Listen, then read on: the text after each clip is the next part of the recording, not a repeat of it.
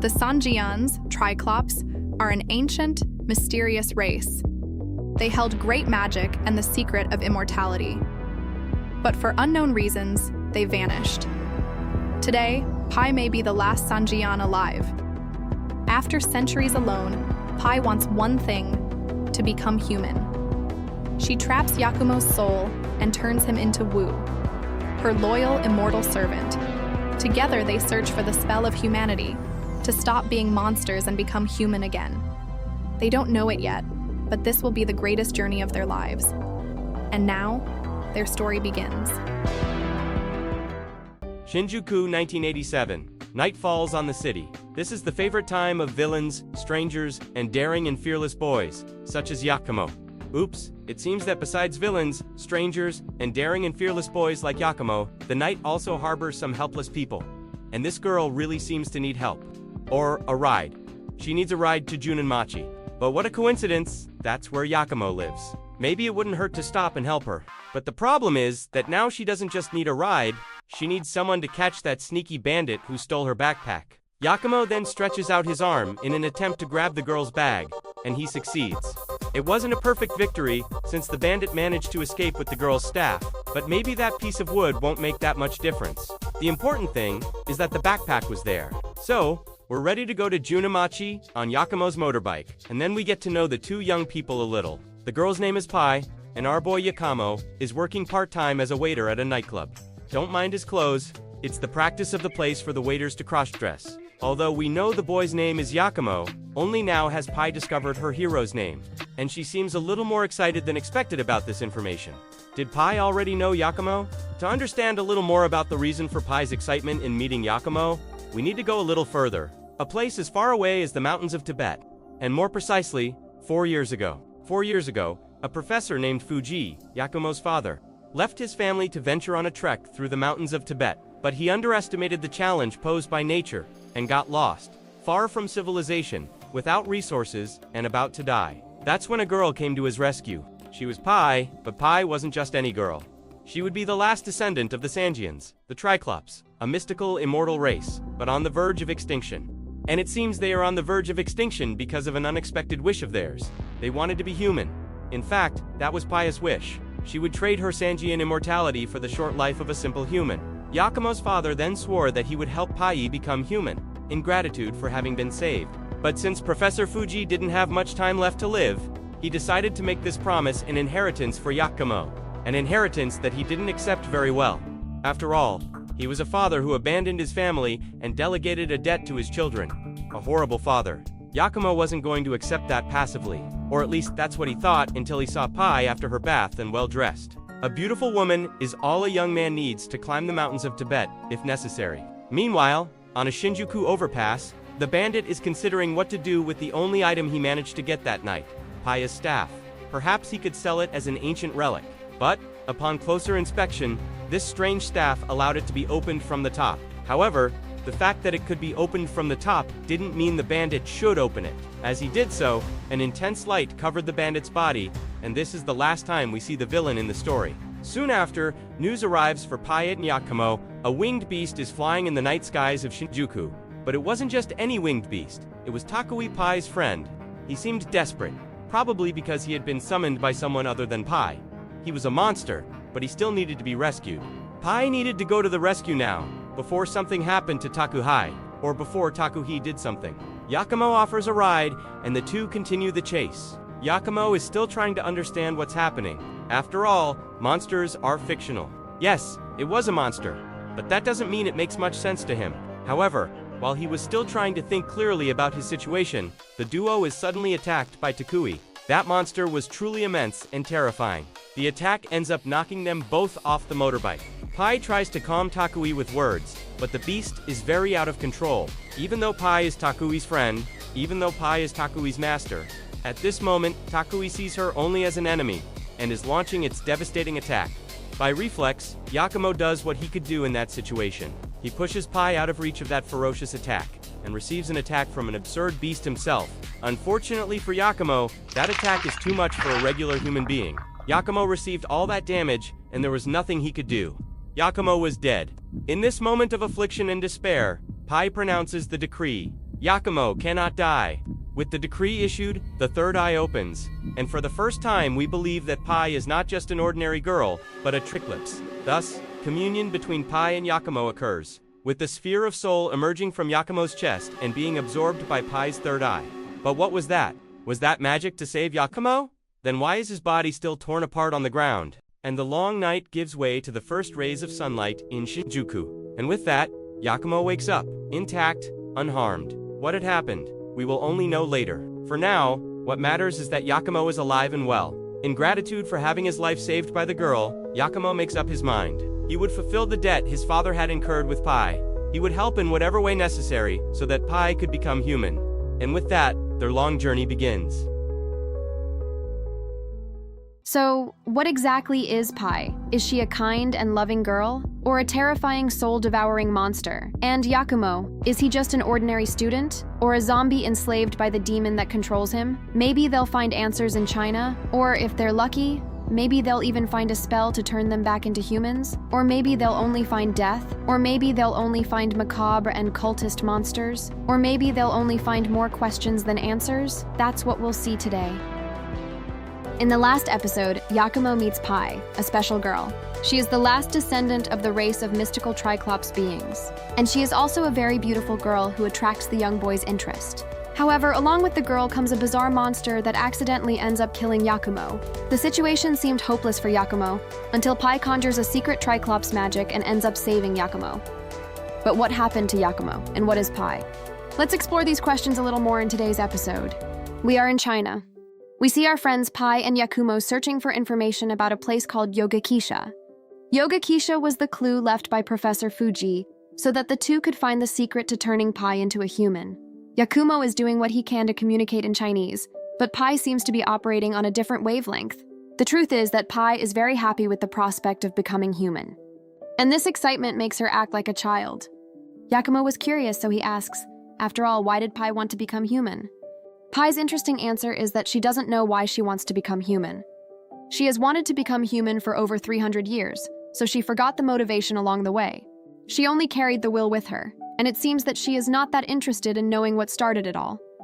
Yakumo finds this strange, but Pai's joy is truly contagious. If Pai isn't worried about remembering the origin of her journey, then Yakumo isn't interested in insisting either. He just wants to enjoy the young girl's company. The problem is that he's enjoying it a little too much and ended up crossing the street without looking at the moving cars. And so, Pai and Yakumo's journey ends. See you in the next video.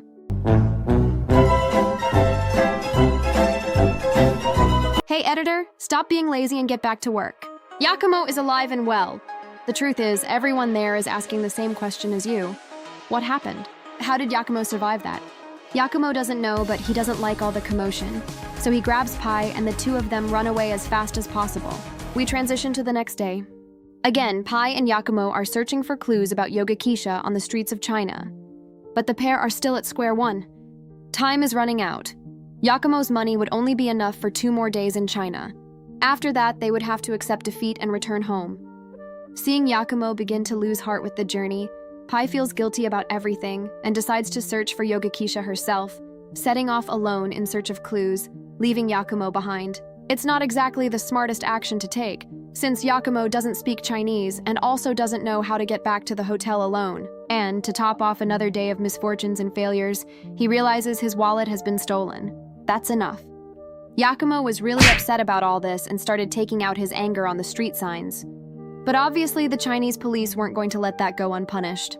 But then Yakumo executes a move of extremely high IQ and uses the system against the system. When the police escort Yakumo to his house, Yakumo declares, "My house is Yogekisha," and so he finds the expected place without any major problems. Then Yakumo discovers that Yogekisha is a book publisher, whose owner is Mr. Aguri, and the assistant is called Li Ling. Mr. Aguri was away, but Li Ling had actually recognized Yakumo. She was in the vicinity of the hit-and-run Yakumo suffered the day before, and she also saw that young man escaped almost certain death to be there, perfectly healthy. She had taken a great interest in him, which is why she was welcoming him so warmly there. But to be more precise, Yogekisha was a publisher of occult books, such as those about ghosts and monsters. It was no surprise that they had information on paranormal matters, including Sanjiyan's also called Triclops. That book in Li Ling's hands dealt with Triclops. And that's what Yakumo was there for, isn't it? Li Lingling then reads one of the tales of the Sanjiyans. In this tale, the Sanjiyans were treated as predators of humans. They fed on their souls. However, the Sanjiyans not only usurped the souls of humans, in fact, they also usurped the death of their victims. Humans who had their souls stolen received the stigma of emptiness, and forever, they would be immortal servants of the Sanjiyan who fed on their soul. This information disturbed Yakumo's peace. He was truly frightened to identify his situation with that story. Yakumo then runs to find Pai. He needed to know what had happened to him. No. Actually, he needed to know if it was true that Pai had devoured his soul, that Pai had turned Yakumo into a zombie. So we transition to the hotel. It's already night. Yakumo returns. Pai had already returned. And the atmosphere seems to be heating up between the two. Finally, Yakumo explodes. He begs Pai to deny that she devoured his soul. More than knowing if he had become a horrible monster, he needed to know if Pai had betrayed his trust. But Pai seems so innocent. Could she have committed such a horrible act as consuming Yakumo's soul? Pai herself doesn't know, but seeing Yakumo's nervous face makes her feel guilty, and she starts to cry. "You idiot!" Pai declares. But her voice was different. Her features were different. Her face was also different, for now there was a third eye there. "I didn't devour your pathetic soul. I only merged your soul with my own," Pai clarified. "I am you and you are me. If I die, then you will also die.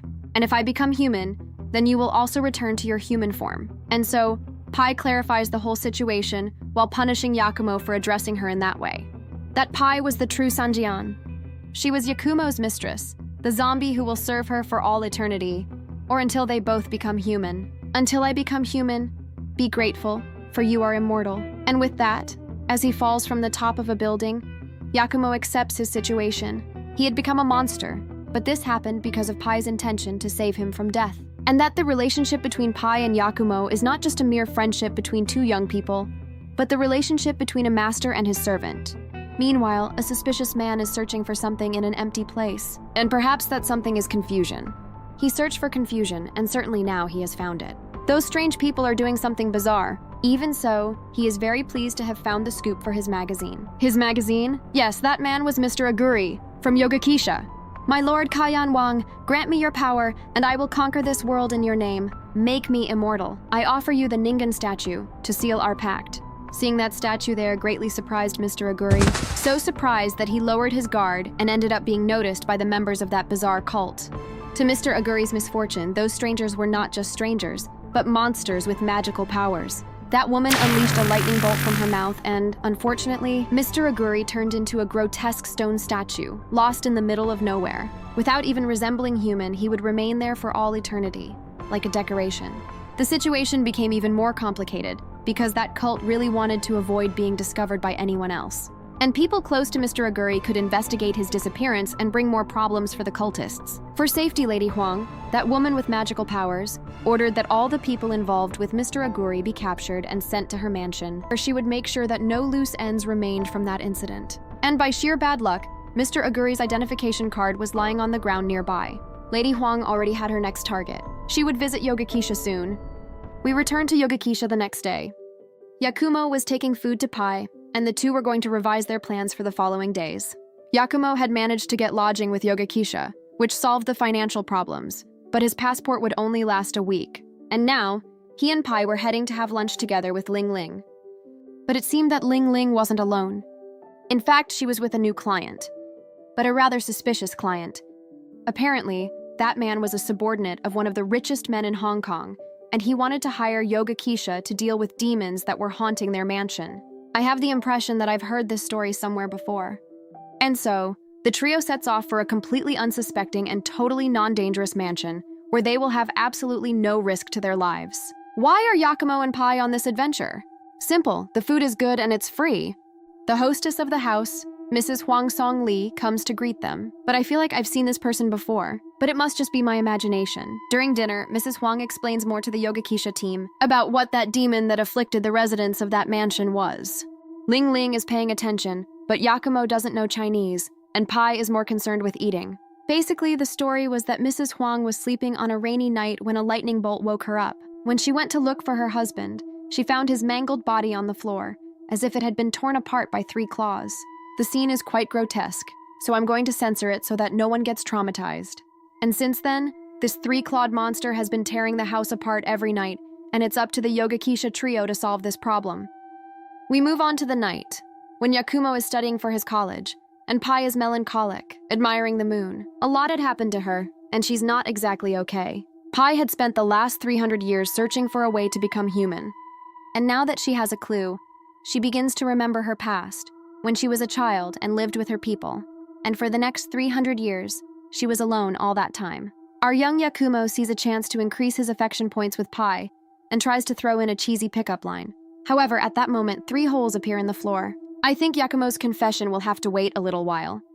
The three-clawed demon was coming to end the lives of those young people. Pai asks Yakumo to protect himself, but Yakumo cries out, "You and I are one."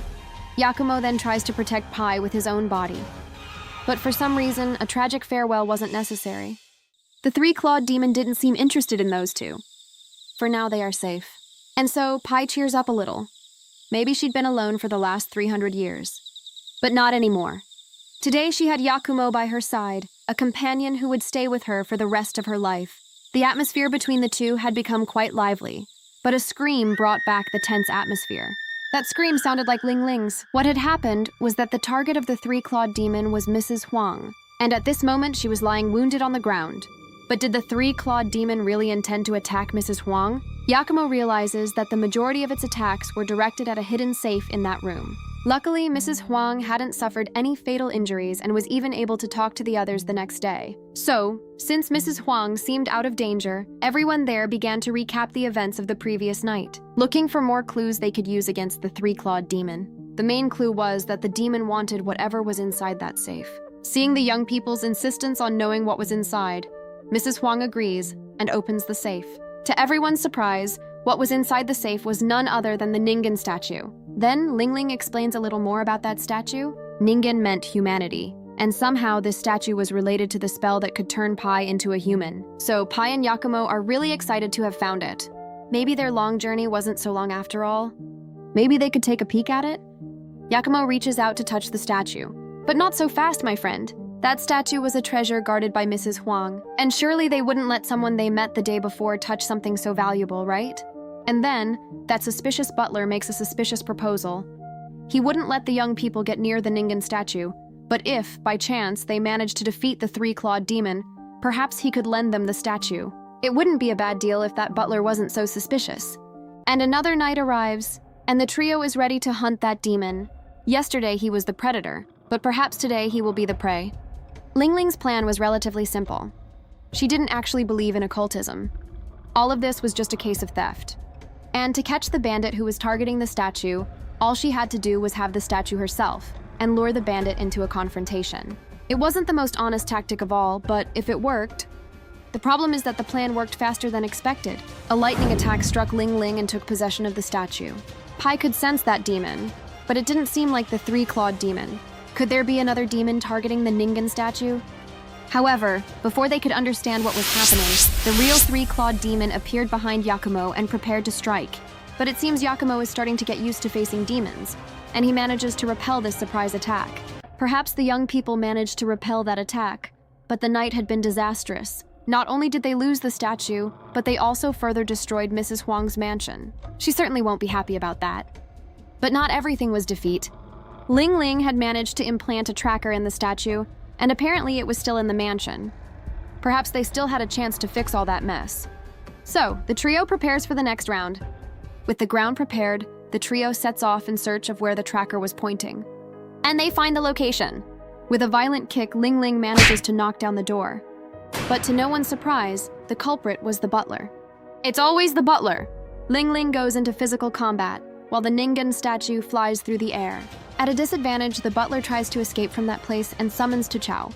Tuchao was the demon with 3 claws. So that means that demon was working in partnership with the butler. Tuchao attacks Pai, who was holding a lantern. Apparently that demon was weak against the light. Pai hadn't been hurt in the attack, but the lantern had been destroyed. Now our heroes were in the dark, at the mercy of the demon. And in fact, Tuchao had already launched its attack. The heroes had no choice but to run, trying to buy time and lose the demon. However, they soon found themselves in trouble. Then Yakumo used his last card, the move that would become his trademark. He intentionally put himself in Tuchao's path and grabbed the beast, as if he were grabbing an animal with his body. With control over the demon, Yakumo threw himself towards the pool they had prepared beforehand with gasoline. Lighting a lighter as they fell, Yakumo's plan was clear. He and the demon would become barbecue. Pai was safe thanks to Yakumo's sacrifice, but perhaps the price was high. She has the spoils of battle in her hands, but doesn't seem well seeing her friend exploding. However, the butler takes advantage of this moment of weakness and claims the statue for his master, Kaiyan Wang. But from the fire emerges Yakumo. Let's not forget that he bears the stigma of emptiness. To Chao's attack, a fall and an explosion aren't enough to take him out of action. The butler then dashes off, since he already had the statue in his hands, and it wasn't a good idea to try to confront a zombie. However, what he didn't expect was gunfire from a machine gun, because there's usually one of those in every mansion. Feeling betrayed by his accomplice, after all, we know that the two work together. The butler decides that that woman wouldn't have the last laugh and shoots the statue into the sky. A demonic hand then emerges from the heavens and accepts the offering sent by the butler. The statue was no longer in the hero's possession, and its whereabouts were now uncertain. After all this saga that the two went through in going to China, getting close to the solution to becoming human, and then seeing everything go down the drain in the end, Yakumo can't help but feel frustrated. But Pai doesn't seem so sad. Perhaps at the end of the day, the trip to China wasn't a waste of time. At least for Yakumo, it doesn't seem like it was all so bad. And so we conclude the House of Demons arc. Mrs. Huang, also known as the Demon Sunkai, may have lost the statue, but she certainly took an interest in that immortal boy. As for the Yogekisha trio, they are enjoying a dinner paid for by Ling Ling. They're back to square one and will have to search for new clues on how to become human again. But that's a story for another day.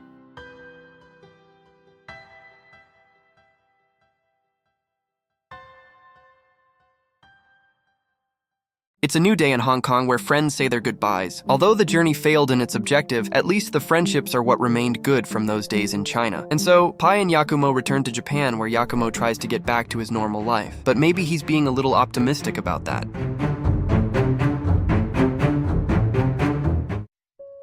It's a new day in Shinjuku, and Yakumo is serving breakfast. With everything ready, Yakumo calls Pai so they can eat. But the young boy can't help blushing when he sees the pretty girl's face. Pai is also interested in getting to know our boy better. She looks at his old photos and asks who those people were. Yakumo says those were his buddies, but it seems Pai doesn't know what buddies are. So Yakumo explains they are his friends, people from school and the bike club. He seems to have good memories of them, but Pai seems to see contradictory signs there. And then Yakumo heads off to school. At least he seems eager to tell his friends that he is now a woo, an immortal being. But from afar, someone thinks he's being really optimistic today.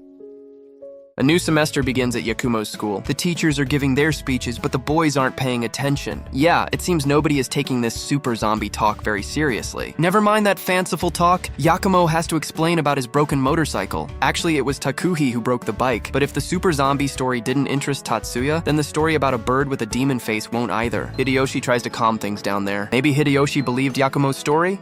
Or not. And the last friend of the gang arrives, Saru. For him, he doesn't care about super zombies, monsters, or broken bikes. What he wants are the gifts from Hong Kong. And Yakumo's buddies drive him crazy. Very good, Yakumo. Because of that shout in the auditorium, everyone is punished. But boys in trouble are entertainment for the girlfriends. Natsuko goes to visit her friends and the mood gets friendlier. Natsuko seems very excited about the friends' next motorcycle trip. But Tatsuya ruins it, saying Yakumo not only skipped their last meetup, he broke the bike. There will be no more bike meetups with Yakumo. And the mood sours for Yakumo and his buddies. But maybe there's still a solution inside that abandoned warehouse. There was a broken, abandoned motorcycle there, but maybe it could be fixed. Saru says it could. Everyone gets excited about Yakumo's return to the bike gang. Maybe they'll even go on the next ride together. Hideyoshi contributes, saying he'll fetch his father's truck to tow the bike, which surprises Yakumo. He didn't know Hideyoshi had a driver's license. But they're delinquents. They don't need a license. Yakumo sees his friends and their plans and can't help smiling at that. Natsuko laughs. He seemed very contemplative. It didn't even seem like him. Yakumo then leaves the warehouse, grateful that his life had returned to normal after all the craziness of the last days. But he's forgetting that not everything is as before. The Sanjiyan Pai appears in the middle of the school for a frank talk with Yakumo. The Sanjiyan warns Yakumo must leave there and keep the promise he made to Pai. For a woo immortal, living with mortals would only bring tragedy to them. Yakumo rejects that talk and asks the Sanjiyan to stop meddling in his life. At that moment, Natsuko arrives and interrupts the conversation. The Sanjiyan's words will continue to echo in Yakumo's head for a while. Then the gang rescues that broken bike. But Yakumo complains that Hideyoshi is driving very badly. Hideyoshi reassures them, saying he read the whole manual, so everything was under control. Seeing his friends trying so hard to help him, Yakumo smiles again. Natsuko scolds him again, saying he seemed distant, almost as if he no longer felt part of it. However, that talk will have to wait, because the braking was sudden. Hideyoshi had to stop because there was a police checkpoint there. If the police caught those students driving without a license, they could be suspended or even expelled from college. The youngsters are tense, but Yakumo asks them to calm down, but in vain. Hideyoshi, in panic, flees the checkpoint. But that draws more attention because the police noticed. Yakumo tries to use his body to at least cover the plate. The police car is much faster, and soon they catch up to the truck. The situation is tense for the young offenders. But Yakumo has a great idea. He asks his friends to run while he buys them time. Yakumo will gain time in a way only he could, to his friends' despair. Everyone stops to see the boy's condition, and the situation was horrible. Yakumo had turned into a human-eating monster, and he was going to eat the police officers. But it was just a prank. What? You forgot he was the super zombie? At least they managed to escape unscathed. After arriving at their destination, Yakumo's friends ask if he's okay. He says he is, but his friends' faces seem to indicate that something changed between them. Yakumo returns home thinking about the Sanjiyan and about what she said, that a Wu cannot live with humans. But a suspicious person seems to have been waiting at his door. Or fleeing? That guy ran off when he saw Yakumo. Yakumo is a little frightened by that, but maybe it was nothing. But for some reason, the door wasn't locked. A bad omen. The house is completely ransacked and destroyed. Who would pay for that? Yakumo is very discouraged, but soon he realizes something is missing. Desperate, Yakumo runs to his boss's house, hoping Pai is there. But of course, the boss would be pissed at having a noisy visit that night. At least the boss says not to worry. Pai is there, sleeping like an angel. A lustful angel. Yakumo isn't really happy to see Pai like that, but there are more important things to deal with now. Yakumo and the boss return to talk about everything that happened in China. Hearing the whole story, the boss says maybe Pai is right, and Yakumo wouldn't be able to return to living as a human again. Being an immortal and a Triclops, there will always be someone trying to take advantage of them. But the boss says it's fine to leave that boring human life behind and live an adventure with the woman he loves. Yakumo says he doesn't see Pai that way. After all, she isn't even human. But the boss is brusque and says, Yakumo wasn't human either. Yakumo admires Pai in provocative clothes while still thinking about what to do. He's not ready to abandon his life. Actually, he doesn't want to give up his life. A new day arrives at Yakumo's school. Hideyoshi and Tatsuya look like they didn't sleep well the night before, but Yakumo seems very well today. It seems Yakumo surprised them, but maybe they are more surprised than expected. Yakumo thanks them for their support the previous day, saying the bike is ready, but Tatsuya is making a strange face. Yakumo is a lazy guy. He grabbed a can of coffee from Hideyoshi's hand and drank it right there. At least he returned the rest. But Hideyoshi refused. I don't blame him. Sharing a can wasn't very hygienic. Tatsuya and Hideyoshi apologize and run off. They leave Yakumo alone. Well, maybe Natsuko wants to keep Yakumo company? It's better company than those two. Yakumo approaches her with a pickup line, but maybe she reacted a bit badly to it. It reminds me of when I declared myself to that girl. Actually, forget that. But like me, seeing a girl react that way to a simple gesture is heartbreaking. Completing the quintet of friends, Saru was talking about Yakumo behind his back. And he called him a monster! Yakumo tries to explain to Saru, but like Hideyoshi, Saru reacts terribly badly to Yakumo. In fact, Saru reacts very badly. Yakumo reacts like I did when that girl... No, let's forget that story. Yakumo then runs away, deeply hurt, but danger was nearby, and that danger said Yakumo. Natsuko follows Yakumo to an overpass where she apologizes for being rude. Yakumo accepts her apology, but maybe that episode was the final push for Yakumo. Yakumo begins to speak in a farewell tone. Maybe in the end, Pai was right, but unlucky for Yakumo, they weren't alone there. Yakumo was saying goodbye to Natsuko, saying he would go with Pai in search of humanity. However, before he could finish the goodbye, a pillar of the overpass collapses, and it hits Yakumo. Natsuko wasn't lucky either. The damage caused by that monster was terrible. Tatsuya and Saru were near the place and came to help rescue the injured. Among the injured were their two friends, especially Natsuko in the arms of that strange monster. That monster checks Natsuko's forehead. He was looking for something but didn't find it. He was looking for the Sanjiyan. Seeing their friend in trouble, Tatsuya and Saru go to the rescue, and they are also confused by the word Sanjiyan. Poor Tatsuya got a slap. It's not his day! From the rubble rises Yakumo to save his friends. But that monster wasn't in the mood for conversation. It fires a beam at Yakumo, which shreds the poor immortal's body. After firing that beam, the monster claims it's hungry, but maybe he just wanted to mess around. Yakumo screams, telling him not to hurt Natsuko, but the monster reminds Yakumo he may be immortal, but he is harmless against another monster. Stepping on Yakumo's head and sucking on Natsuko, it seems the monster was very comfortable. The situation was becoming irreversible when a staff comes to the rescue, and the Sanjiyan appears to save those boys. And we can finally stop calling the monster Monster and call him by name Gesu. Gesu seems very excited to see the Sanjiyan, and he leaps to confront confront Pai, but Pai has everything under control, and Takuhi launches the counterattack. Pai seems to show some mercy and allows Gesu to flee, which he does, as he promises he will return. The Sanjiyan was very confident, but as soon as the danger disappeared, she collapses unconscious. Our friends are safe for now, but the situation is far from resolved. After all, will Yakumo abandon his friends and travel with Pai? Will Gesu return, and will Natsuko be alright? It's already night, and Natsuko is receiving treatment at hospital, while all her friends are watching, worried. Yakumo arrives at her room, and the mood turns heavy. After all, those same friends called Yakumo a monster the other day. Yakumo tries breaking the ice and starts talking when, holy moly, what the? Maybe Pai isn't really reading the mood there. Pai then quickly notices Yakumo's bandaged face and gets worried. She worries about his condition. But of course he was fine, after all, Yakumo is a Wu, and nothing could kill him. Finally, Yakumo tells his friends he and Pai are leaving Japan. He didn't want to put others at risk just because of their problems, so they will search for humanity and only return when they are fully human. Pai then says she recognizes those people. They were Yakumo's buddies that were in that photo, and that Yakumo cared so much. Those words finally brought the friends back together. They apologize for treating Yakumo badly before. They were scared of his changes, but that doesn't matter anymore. They were friends, and they would wait for Yakumo to join them again. It seems the friends finally reached an understanding.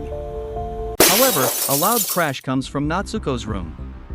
A monstrous eye appears on her chest, and she kidnaps Pai, fleeing from the hospital with the girl. Yakumo and Tatsu set off in pursuit of the two. Yakumo sends Takuhi into the fight, and the bird monster is successful. It manages to capture Natsuko. Gesu was responsible for what Natsuko was going through, and notices that she's been captured. The Wu was becoming an inconvenience that needed to be removed. A police officer arrives and tells Gesu to step away from the edge of the building. Poor officer. He gets a hiki from the monster.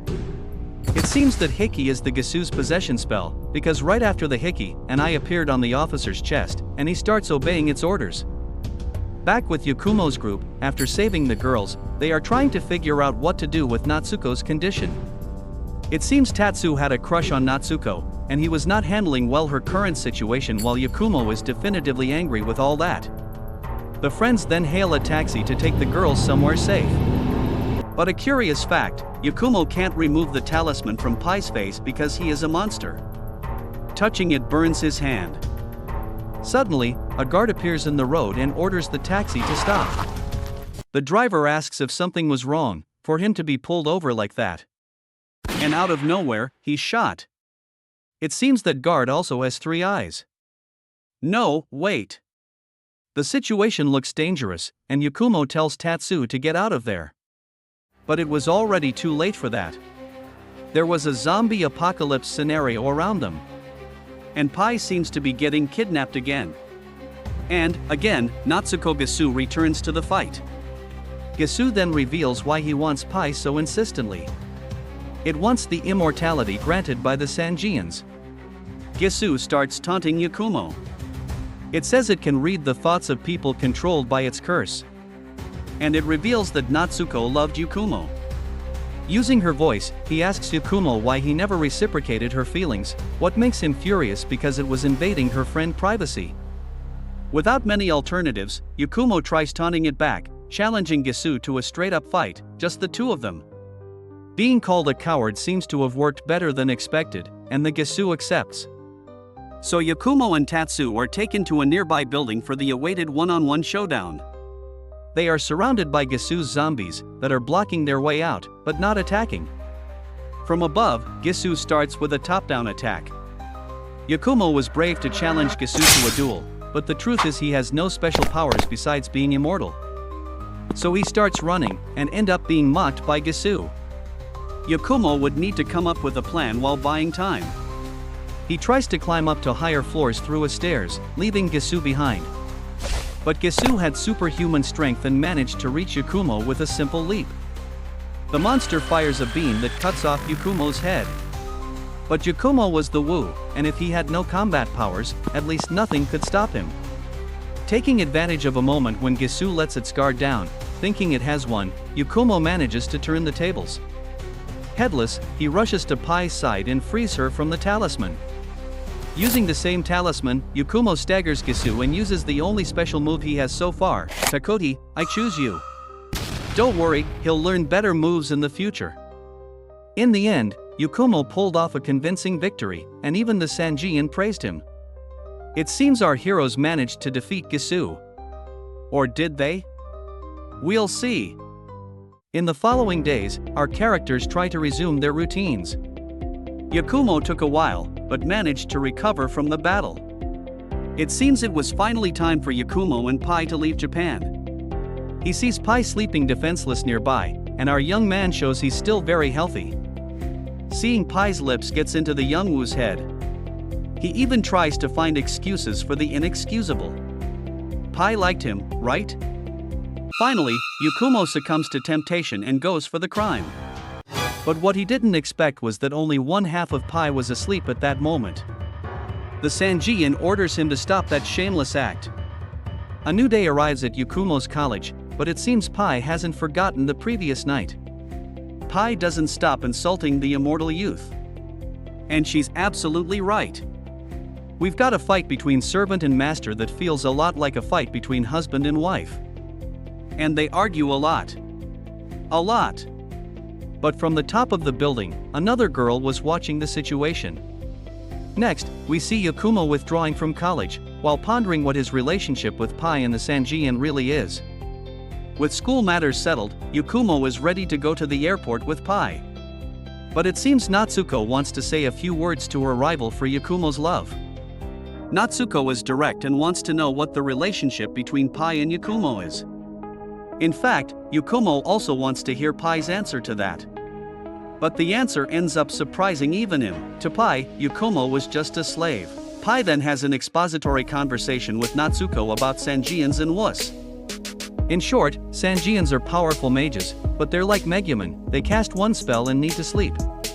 That's why they create Wus, so they can take care of the Sanjiyans' bodies while they're vulnerable. Natsuko asks if the Sanjiyan couldn't find a new Wu instead of Yakumo. After all, Yakumo was weak in combat, as shown against Gesu. But the Sanjiyan decides not to grant Natsuko's request. In fact, she decides not to answer it at all, and hands control back to Pai. It seems Pai doesn't share the Sanjiyan's memories, because Pai doesn't know what's going on. Pai and the Sanjiyan are two distinct personalities, with distinct memories. Yakumo wonders if Pai also thought of Yakumo the way the Sanjiyan did. Pai then notices Yakumo is there, listening to the conversation. This surprises Natsuko. Things between Yakumo and Natsuko are awkward, after Gesu revealed the girl's impure feelings. Natsuko even tries to play it off, pretending it was all a joke. Natsuko then wishes Pai and Yakumo success on their quest, while struggling to hide how much she's hurting inside. But suddenly, Natsuko's body reacts in a strange way. What was happening? A sinister voice emerges from Natsuko's body. It's not her voice, but a familiar one. Gesu is back. And once again, he abuses poor Natsuko's body. This girl suffers so much. In this new round, Gesu is direct. He blackmails Yakumo, saying Natsuko will be freed if Yakumo turns Gesu a Wu. Then he hurts Natsuko again. The monster is going all in here, hurting Natsuko more and more to hurry Yakumo to give in. Since Yakumo doesn't have the power of immortality, only the Sanjiyan could grant Gesu's demand. But she wasn't interested in that. The truth is, the Sanjiyan had no empathy for Natsuko at all. It didn't matter to her if Natsuko died. Yakumo was desperate, kneeling and begging the Sanjiyan to turn Gesu, while she is just being at Tsundere. The Sanjiyan proves to be very cold and distant toward people connected to Yakumo, indifferent to the boy's pleas. Natsuko is very close to death, and Yakumo is very close to a mental breakdown. He is deeply disappointed with the Sanjiyan's stance and decides to act himself. He has a new proposal to Gesu: if the Sanjiyan won't make it a Wu, then let Gesu take over Yakumo's body, and he'll have the Wu body he wants. Gesu actually likes the offer and accepts it promptly. But the Sanjiyan does not. To resolve this impasse, the Sanjiyan decides to use one of her spells, finishing Gesu once and for all, then entering in her deep sleep state, but not before alerting Yakumo to not to try any lecherous move on her while she is unconscious. After all friends are safe and sound, Yakumo says goodbye to them and to his former human life. He, Pai, and the Sanjiyan will resume their search for humanity. Once they become human again, maybe Yakumo can meet his friends, and together they'll go back to their motorcycle rides. But for now, what we have is the end of one arc, and the beginning of the next.